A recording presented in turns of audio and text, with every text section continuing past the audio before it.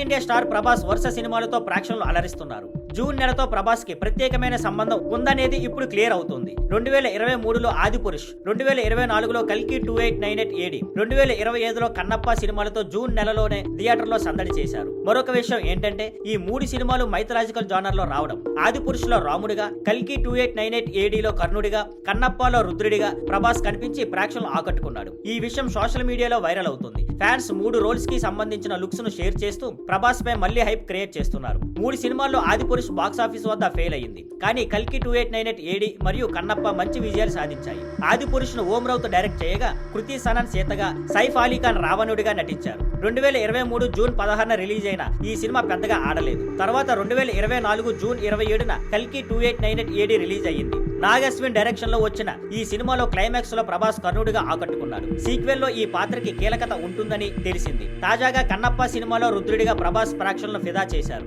ఈ సినిమాలో ప్రభాస్ రోల్ ప్రధాన ఆకర్షణగా నిలిచింది. శుక్రవారం రిలీజ్ అయిన కన్నప్ప అన్ని సెంటర్స్ లో హౌస్ఫుల్ కలెక్షన్స్ తో దూసుకుపోతుంది. Thank you for watching. Please like, share and subscribe.